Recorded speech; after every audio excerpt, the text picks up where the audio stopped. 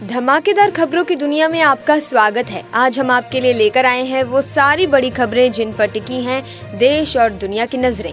चाहे राजनीति की उठापटक हो, खेलों में नया मोड़ या फिर मनोरंजन जगत के चर्चित किस्से, हर खबर आपको सबसे पहले यही मिलेगी। तो चलिए शुरू करते हैं दिन भर की सबसे बड़ी और सनसनीखेज खबरें। प्रधानमंत्री नरेंद्र मोदी और स्पेन के पीएम पेड्रो सांचेज वडोदरा में टाटा एयरबस प्रोजेक्ट के तहत C-295 एयरक्राफ्ट की मैन्युफैक्चरिंग फैसिलिटी का उद्घाटन करने जा रहे हैं। ये इंडिया में प्राइवेट सेक्टर का पहला एयरक्राफ्ट मैन्युफैक्चरिंग सेंटर है, जहां 40 C-295 एयरक्राफ्ट बनाए जाएंगे। ये पहले हमारे देश की डिफेंस में आत्मनिर्भरता को बढ़ाने में मदद करेगी और साथ ही इंडस्ट्रियल डेवलपमेंट और नए रोजगार के मौके भी लाएगी। वहीं दोस्तों, मार्केट कैपिटलाइजेशन के हिसाब से देश की टॉप 10 कंपनीज में से 9 की वैल्यू बीते हफ्ते कंबाइंड रूप से 2.10 लाख करोड़ रुपए कम हुई है। इसके अलावा JioHotstar.com डोमेन विवाद ने नया मोड़ लिया है, क्योंकि दिल्ली के एक गुमनाम ऐप डेवलपर ने इसे दुबई में 2 बच्चों को बेच दिया है। साथ ही बता दें कि प्रधानमंत्री नरेंद्र मोदी ने अपने मासिक रेडियो कार्यक्रम मन की बात के 115वें एपिसोड में बताया कि आत्मनिर्भर भारत अभियान भारत की कलेक्टिव कॉन्शियसनेस में गहराई से निहित है। उन्होंने कहा कि ये अभियान देश की इकोनॉमी को मजबूत करने के साथ साथ आत्मविश्वास और आत्मनिर्भरता की भावना को बढ़ाने में मदद करेगा। हमें इस दिशा में कलेक्टिव एफर्ट्स करने की जरूरत है। इसी के साथ केंद्र सरकार के बाद अब असम सरकार ने भी सरकारी कर्मचारियों के लिए दिवाली का तोहफा दिया है। उन्होंने महंगाई भत्ते यानी कि DA में 3% की बढ़ोतरी का ऐलान किया है। ये बढ़ोतरी मुख्यमंत्री हिमंत बिस्वा शर्मा की अगुवाई में कैबिनेट ने मंजूरी दी है। इससे कर्मचारियों को थोड़ा फायदा होगा, खासकर त्योहार के समय। रतलाम से एक बड़ी खबर आई है दोस्तों। इंदौर से रतलाम जाने वाली DMU ट्रेन में एक हादसा हुआ। ट्रेन के इंजन में आग लग गई और इससे यात्रियों में काफी अफरा तफरी मच गई। कई लोगों ने अपनी जान बचाने के लिए ट्रेन से कूदना तक शुरू कर दिया। ये सब प्रीतम नगर और रुनिया रेलवे स्टेशन के बीच हुआ। सबसे बुरी बात दोस्तों ये है कि यहाँ फायर ब्रिगेड के पहुंचने का रास्ता भी नहीं है। सच में बहुत ही ज्यादा गंभीर स्थिति हो गई है। साथ ही इजराइल के प्रधानमंत्री बेंजामिन नेतन्याहू ने एक बड़ा फैसला लिया है। उन्होंने प्रस्ताव को वोटिंग के लिए ना रखने का सुझाव दिया और रोनेन बार को बातचीत के लिए मिस्र वापस भेज दिया। सुनने में आया है कि हमास ने भी मिस्र के प्रस्ताव को स्वीकार करने की इच्छा जताई है। दोस्तों, खबरों का सिलसिला इसी तरह से इस वीडियो में चलता रहेगा, लेकिन अगर अभी तक आपने चैनल को सब्सक्राइब नहीं किया तो जल्दी से चैनल को सब्सक्राइब करके बेल आइकन को प्रेस कीजिए, ताकि नए वीडियोस की अपडेट आपको मिलती रहे। और साथ ही किस राज्य से आप हमारी इस वीडियो को देख रहे हैं, कमेंट सेक्शन में अपने राज्य का, अपने स्टेट का नाम जरूर लिख दें। अगली खबर देखिए दोस्तों। नेपाल ने 100 रुपए के नोटों की छपाई का काम चीन की company China bank note printing and minting corporation को सौंप दिया है। और ये जो नोट है उसमें एक मैप है, जिसमें भारत के लिपुलेख, लिम्पियाधुरा और कालापानी क्षेत्रों को नेपाल का हिस्सा बताया गया है। ये बात काफी चर्चा में है। प्रधानमंत्री नरेंद्र मोदी 70 वर्ष और उससे अधिक उम्र के नागरिकों को दिवाली से पहले एक खास गिफ्ट देने जा रहे हैं। ये वरिष्ठ नागरिकों के लिए आयुष्मान भारत प्राइम मिनिस्टर जन आरोग्य योजना की शुरुआत करेंगे, जिससे कि करीब 4.5 करोड़ परिवारों के लगभग 6 करोड़ नागरिकों को लाभ मिलेगा। साथ ही दोस्तों, डिसलेक्सिया के बारे में जागरूकता फैलाने के लिए Rashtrapati Bhavan, parliament, India gate और कुछ सरकारी दफ्तरों को लाल रोशनी से रोशन किया गया है। हर साल अक्टूबर में इंटरनेशनल डिसलेक्सिया अवेयरनेस मंथ मनाते हैं। डिसलेक्सिया एक न्यूरोलॉजिकल स्थिति है, जिसमें व्यक्ति को रीडिंग, राइटिंग और शब्दों को समझने में कठिनाई होती है, जबकि उसकी इंटेलिजेंस बिल्कुल सामान्य होती है। ऐसे में अगली खबर देखिए। ओम बिरला ने कहा कि हमारे भारतीय लोकतंत्र में कमजोर लोगों की आवाज को उठाना बेहद जरूरी है। उन्होंने ये भी बताया कि अगर हमें अपने डेमोक्रेटिक वैल्यूज को और भी ज्यादा मजबूत करना है तो लोगों की आवाज को पार्लियामेंट और राज्य विधानसभाओं में सुनाई देना चाहिए। और हाँ, उन्होंने जनप्रतिनिधियों से कहा कि उन्हें इस दिशा में काम करना चाहिए। अगली खबर देखिए। किसान नेता राकेश टिकैत ने सलमान खान से अपील की है कि उन्हें बिश्नोई समाज से माफी मांगनी चाहिए, ताकि कंट्रोवर्सी खत्म हो सके। जेल में बंद गैंगस्टर लॉरेंस बिश्नोई ने सलमान को काले हिरण शिकार मामले में जान से मारने का थ्रेट दिया है, जान से मारने की धमकी दी है और कहा है कि यदि सलमान बिश्नोई समाज से माफी मांगते हैं तो उन्हें माफ कर दिया जाएगा।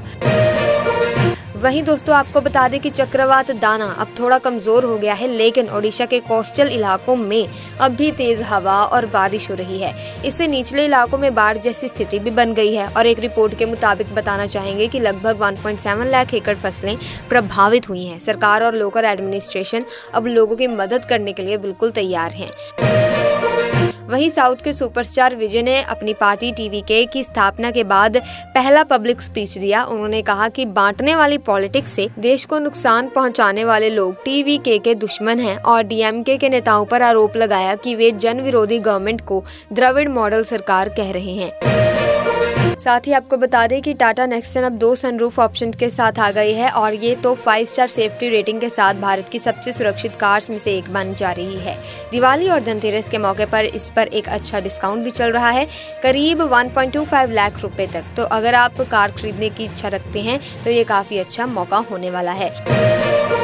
वडोदरा में प्रधानमंत्री नरेंद्र मोदी और स्पेन के प्रधानमंत्री पेड्रो सांचेज की एक मीटिंग हुई। दोनों ने काफी रिलैक्स्ड अंदाज में बात की और कुछ अहम टॉपिक्स पर भी चर्चा की। दोनों लीडर्स ने एग्री किया कि सस्टेनेबल एनर्जी यानी कि साफ और हरित ऊर्जा को बढ़ावा देना जरूरी है और क्लाइमेट चेंज को कंट्रोल करने के लिए भी साथ मिलकर काम करना चाहिए।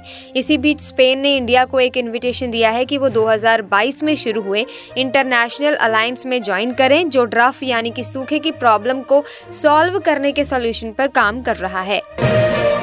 साथ ही आपको बता दें कि अभी हाल ही में Indian cyber crime coordination centre ने एक वार्निंग दी है कि कुछ लोग बैंक अकाउंट्स का मिसयूज करके इलीगल पेमेंट्स कर रहे हैं। गुजरात और आंध्र प्रदेश पुलिस की रेड से ये पता चला कि इन लोगों ने इलीगल डिजिटल पेमेंट सिस्टम बना लिया है और अलग अलग साइबर क्राइम्स के लिए इन्हें यूज कर रहे हैं।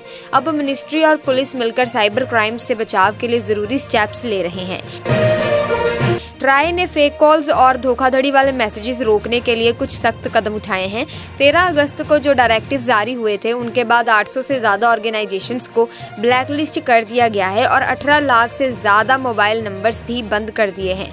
ये सब कंज्यूमर्स को सुरक्षित रखने के लिए किया जा रहा है।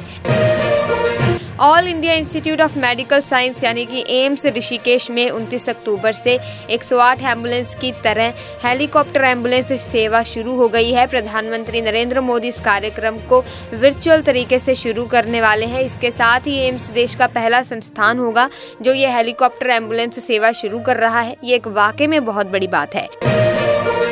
साथ ही अखिल भारतीय कांग्रेस कमेटी ने झारखंड विधानसभा चुनाव के लिए कैंडिडेट्स की आखिरी सूची जारी की है। धनबाद से अजय दुबे और बोकारो से श्वेता सिंह को उम्मीदवार बनाया गया है। अजय दुबे पुराने कांग्रेस नेता हैं और कोल बेल्ट में काफी एक्सपीरियंस माने गए हैं। वहीं देखिए जैसे जैसे दिवाली दोस्तों नजदीक आ रही है, पॉल्यूशन की स्थिति और भी बिगड़ती जा रही है। दिल्ली में AQI लगातार दूसरे दिन 300 के पार रहा, जो बहुत खराब माना जाता है, लेकिन हाँ धीरे धीरे इम्प्रूवमेंट जरूर हो रहा है। इसी के साथ पेंटागन ने बताया कि उत्तर कोरिया ने यूक्रेन के खिलाफ युद्ध के लिए लगभग 10,000 सोल्जर्स को रूस भेजा है, जिनमें से कुछ यूक्रेन के करीब पहुंच गए हैं। पेंटागन की प्रवक्ता सबरीना सिंह ने इस पर चिंता जताई है। नाटो महासचिव मार्क रूटे ने कहा कि उत्तर कोरियाई आर्मी रूस के कुर्स्क में तैनात की गई है और ये रूस उत्तर कोरिया का बढ़ता मिलिट्री कॉर्पोरेशन हिंद प्रशांत और यूरो एटलांटिक क्षेत्र की सुरक्षा के लिए खतरा है। इसी के साथ खबरों का सिलसिला इस वीडियो में इसी तरह से चलता रहेगा, लेकिन अगर आप चैनल पर नए आए हैं और अभी तक चैनल को सब्सक्राइब नहीं किया तो जल्दी से चैनल को सब्सक्राइब करके बेल आइकन को प्रेस कीजिए ताकि नई वीडियोस की अपडेट आपको मिलती रहे। इसी के साथ अगली खबर देखिए दोस्तों, जम्मू कश्मीर के अखनूर सेक्टर में एक बड़ी मुठभेड़ हुई है। हमारे सिक्योरिटी फोर्सेस ने 2 और आतंकियों को मार गिराया। अब टोटल 3 हो गए हैं। इनकाउंटर तो खत्म हो गया, लेकिन फिलहाल उनके बॉडीज को रिकवर करने के लिए पूरे एरिया में सर्च ऑपरेशन अभी भी चल रहा है। प्रधानमंत्री मोदी ने कहा कि सरकार ने आत्मनिर्भर भारत की दिशा में बड़े बड़े इनिशिएटिव्स लिए हैं। स्पेस से लेकर इलेक्ट्रिक व्हीकल्स तक हर सेक्टर में मेक इन इंडिया को बूस्ट किया जा रहा है। भारत अब दुनिया की 3rd लार्जेस्ट इकोनॉमी बनने की तरफ तेजी से बढ़ रहा है। वहीं बता दें कि राहुल गांधी ने हाल ही में एक सैलून संचालक से वादा किया था कि वो वहां जाकर दाढ़ी बनवाएंगे। बीते दिन उन्होंने दिल्ली के उत्तम नगर में स्थित उस सैलून में जाकर अपनी दाढ़ी बनवाई। ये वादा निभाना उनके लिए खास बात थी, जहां उन्होंने सिर्फ एक नेता के रूप में नहीं बल्कि एक आम इंसान के तौर पर भी अपनी पहचान बनाई। साथ ही बालोतरा पुलिस ने दीपावली के दौरान एक बड़ी कार्रवाई की है। उन्होंने ऑपरेशन भोकाल के तहत एक एम्बुलेंस को रोका। उसमें से करीब 679 किलो अवैध डोडा पोस्त बरामद किया, जो लगभग 50 लाख रुपए की कीमत का है। इस कार्रवाई में एक तस्कर को गिरफ्तार किया गया, लेकिन दूसरा आरोपी अंधेरे का फायदा उठाकर भागने में सफल हो गया। ये कदम पुलिस द्वारा अपराधियों के खिलाफ चलाए जा रहे सफाई अभियान का हिस्सा है। वहीं प्रियंका गांधी ने हाल ही में एक रैली में बीजेपी की एनडीए सरकार पर जोरदार हमला किया। उन्होंने कहा कि इस सरकार के दौरान संविधान के मूल्यों को कमजोर किया जा रहा है।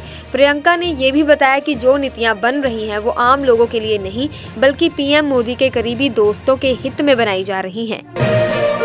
वहीं आपको बता दें कि जो बाइडेन ने हाल ही में व्हाइट हाउस में दिवाली का समारोह रखा था। इसमें 600 से ज्यादा भारतीय अमेरिकियों, कांग्रेसियों और अधिकारियों ने हिस्सा लिया। सबने मिलकर भारत की संस्कृति और परंपरा का जश्न मनाया। ये वाकई में भारतीय समुदाय की अहमियत को दिखाता है।